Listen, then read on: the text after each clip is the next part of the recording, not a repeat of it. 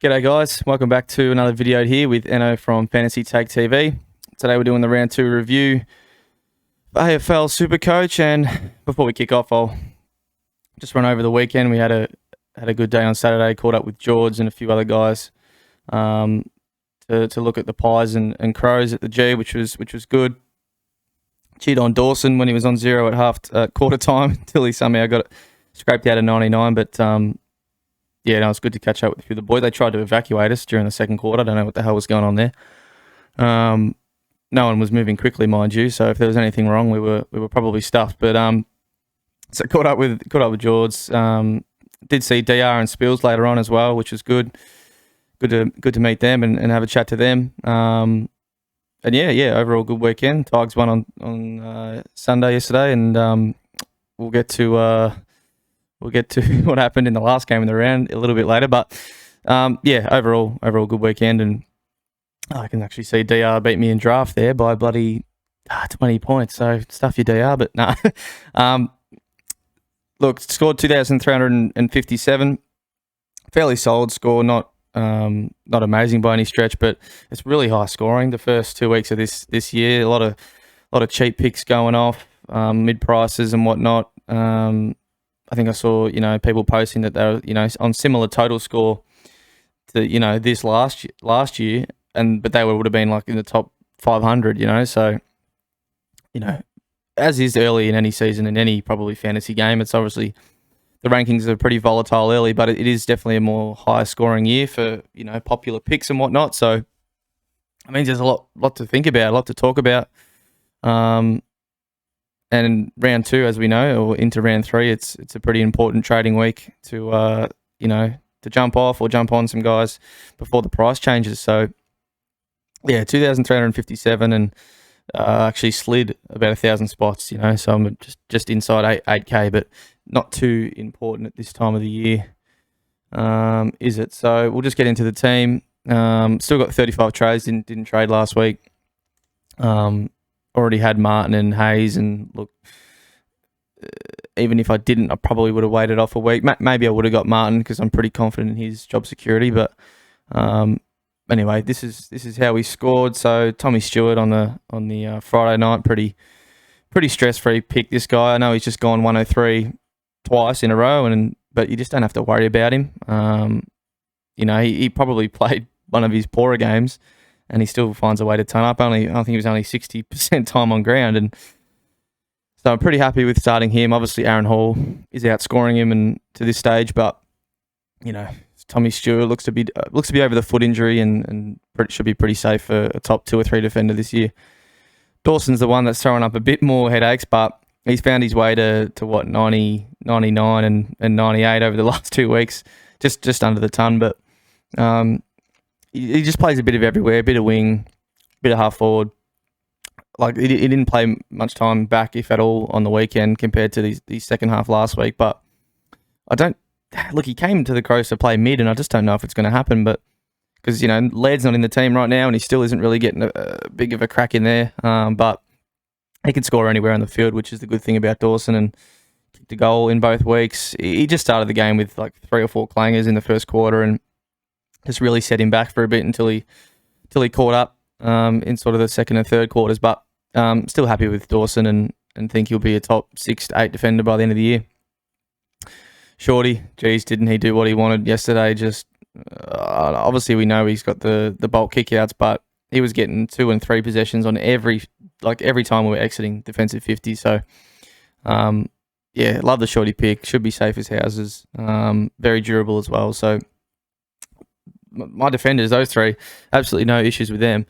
The next man is where it's starting to get a bit concerning, and that's Lockie Midfield, and I just don't really know what's going on there. Like GWS, like we put out a pretty average team on paper, and they were second rate. He wasn't the only guy. A lot of them were just jogging in transition, and there was a clip of Whitfield just completely leaving Shea Bolton run by himself into an open 50 and kick a goal, and it's just pretty damning vision, I would think, for them. So big game for them this week against Gold Coast at home, and I see a lot of people probably wanting to trade Whitfield. I think if you don't have Hewitt or something like that and you want to free up some cash to make another move, then I don't hate it. But trying to find 70 or 80k to get in, a Stewart or a Hall or something like that, I don't know if that's worth it yet at this stage. I know he's probably going to drop a little bit of cash, but I still have belief in the pick. He's still getting mid-20s touches. He's just not being as damaging and getting up the ground as much in the last couple of games. So he needs a bit more of the ball if it's going to be all defensive half stuff. But it's Lachie Whitfield. We know his scoring power, so I'm just probably hesitant to trade him at this point and not really a point of contention in my team anyway. George Hewitt, so happy with this pick. Did require some talking into by JD and George and a few others, but I'm glad they got me across the line. And look, people keep saying, we haven't seen the full midfield of Carlton yet because Chera was out, but this man is easily in their top 3 midfielders. Chera can spend some time on the wing. Matt Kennedy provides a bit of threat up forward as well. He's kicking some goals, and George is just that key cog at the back of every stoppage that's releasing Cripps, releasing Walsh, all that type of stuff. He handles a lot. Well, he did in this game anyway, and that's probably going to limit him because you don't get as many points with kicks, but he just finds the footy so easily, and it's good to see him unleashed at Carlton because clearly he has the talent to be a not an A-grade midfielder, but close to it, and a starting midfielder in any team. So really happy with that pick so far. I used the loophole to take McRae's 140, and thus I had to choose who I wanted over Hinge or McCartan in that, by Friday night, and went with Hinge. And after Paddy was clunking everything in the first quarter, I'm thinking, bloody hell, got this one wrong again. But Hinge managed to outscore Paddy. So look, if you got both of them on field with a 4 defender primo defense, then you're probably looking very nice because you've probably got another forward primo like Heaney, or a Cripps. But so that structure's looking very good. So yeah, probably obviously I'll have to keep making the decision between those two in the weeks to come. But they're looking like pretty good rookies, and happy I didn't really go with Gibcus either because obviously he's just going to be a slow burn. And then DeConning, I think he should be back this week if all goes right. So moving on to the midfield, McRae. Look, the 140 was too hard not to take. Obviously, you're not going to pass that up, and obviously that did cost me 60 points or almost with Lachie Neale because he was the one who was my backup captain. But that's what happens in SuperCoach. You got to take a 140. Have no regrets there. Tuke probably could have scored more himself as well. Like he just butchered it a bit. He had 17 touches in the first quarter or something, but just wasn't going well with his efficiency. So, I mean, to me, I think obviously Neale's looking really good right now, and so is Cripps. But I think Tuke is M1. I just think he's consistently going to put out 120s, 130s. He's not going to have a down game. Like if I had to rank who I think would be scoring the most points end of the season, I think it would be Tuke. Lachie Neale, but yeah, geez, he was impressive. I think he scored 80 points in the third quarter alone. Like it's just ridiculous. So he looks to be back to his absolute best. And if you don't have him, I don't think you need me or anyone to tell you that you need to get him the hell in. So looked really good. Maddie Rowe, bit of a weird one. Apparently played some defensive roles on Clarion track, but looking at the stats, it doesn't look like that was too effective. So surely that doesn't continue, and Stewie Jew lets Rowe get back to his what he should be, and that's a ball winner first and foremost. And Jared Berry apparently did do more of a tag on Zach Merritt, which was effective according to Fagan. So a little bit of a concern with Berry as a pick. Like he did still score pretty well from it, or well enough, but he does have a big score in him, Berry. We did see one in the preseason, saw a good game from him, so it is there. It's someone I've been tempted maybe to trade out, and others have, but he definitely has some money making in him, so it's a bit of a hard one. But we'll talk about stuff like that on the pod later tonight. So Horn Francis, look, he did benefit probably from Taron Thomas and LDU going down, got a bit more midfield time, but he's just a contested beast. Most of his touches were on the inside, and he's just so classy. So yeah, really happy with sticking with him. Dacos just had a down game. I was watching this game live and just had a few clangers coming out of defence, and that's okay. We're happy to field him for every week. Took the Stevens loophole on Friday night, so that was one thing I was able to do.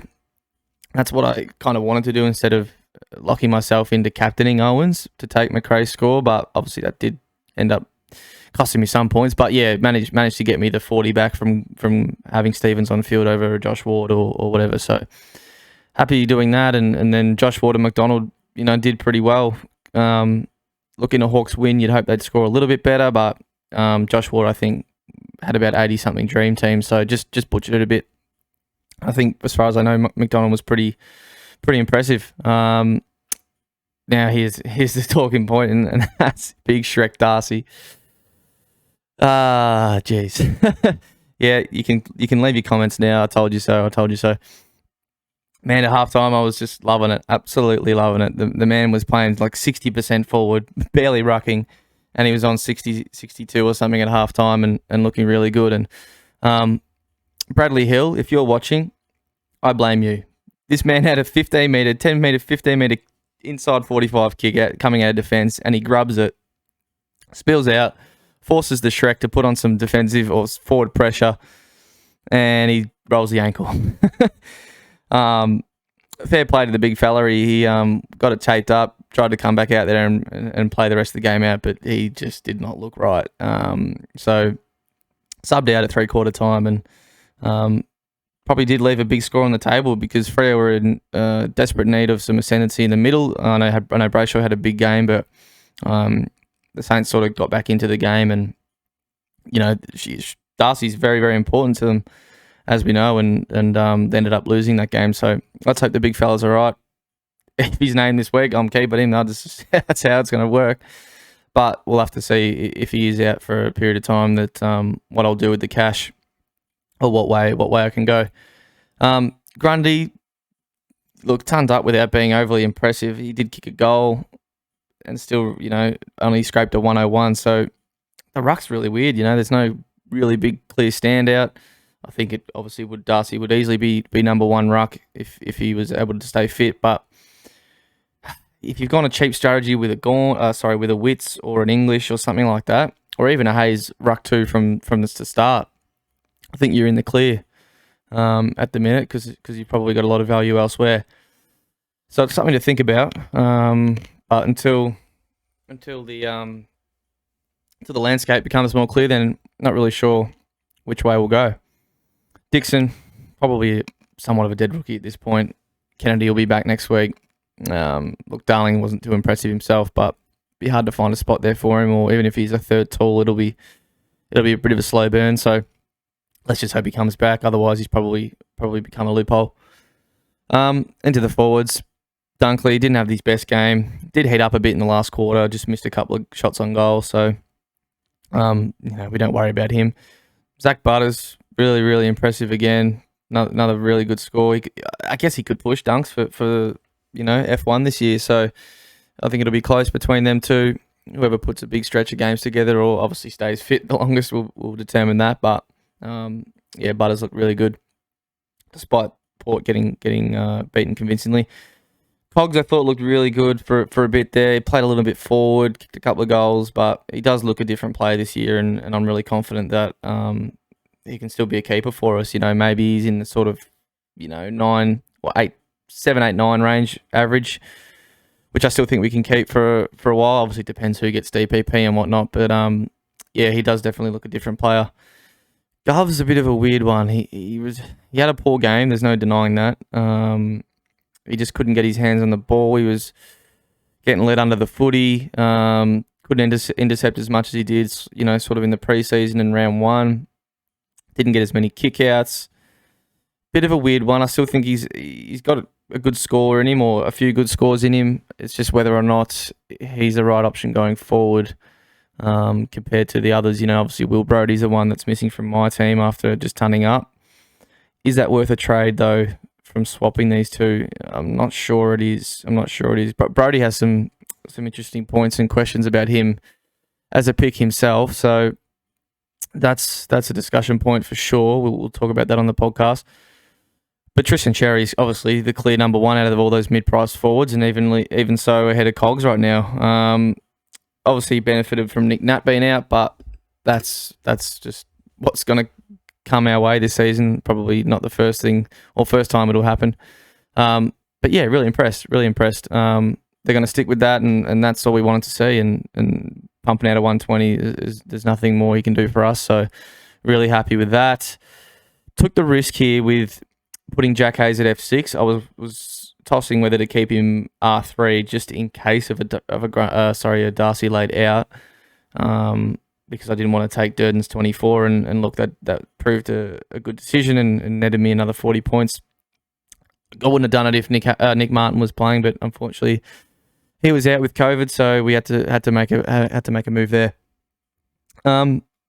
There's not much I can really say at this point. Obviously, the big waiting thing in my team is Sean Darcy. So there's a few ways I can go. I'm not going to put them all on screen now. I'll just quickly run through them, and it's what I mentioned before with whether I go Darcy just down to like Heaney or something and put Hayes at R2 for now.